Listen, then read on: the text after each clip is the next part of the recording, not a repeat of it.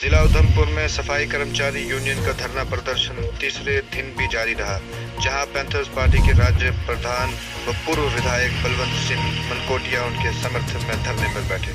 आइए देखते हैं उधमपुर से विनय शर्मा की ये खास रिपोर्ट। जिंदाबाद जिंदाबाद इंकलाब जिंदाबाद जिंदाबाद लाल लहराएगा इंकलाब आएगा लाल लहराएगा इंकलाब आएगा इंकलाब इंकलाब जिंदाबाद जिंदाबाद।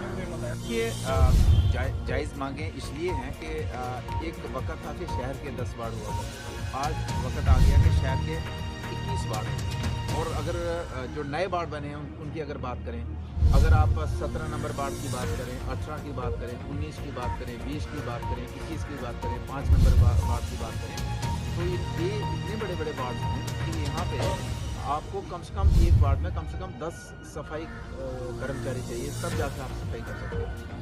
तो आज वार्ड जितने बड़े हैं, लेकिन जो सफाई कर्मचारियों की जो तादाद है, संख्या है, वो घट गई है। 10 में जब थी उससे कोई रिटायर हो गया, किसी की डेथ हो गई, उसकी जगह भी कोई नहीं, और अगर कोई रिटायर हो गया उसकी जगह पे कोई आदमी नहीं लगाया है। तो इसलिए एक तो ये बहुत डिमांड है और इनके ऊपर प्रेशर रहता है, आप कभी इधर दौड़ो कभी उधर दौड़ो, तो एक आदमी कितनी जगह सफाई कर सकता है।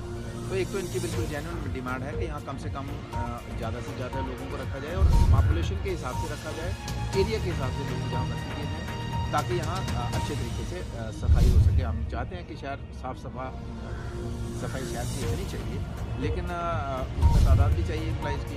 इनकी 2.5 दिन की पे की सैलरी का मसला है, वो इनका कई वर्षों से है, उसको हल नहीं कर पाए हैं।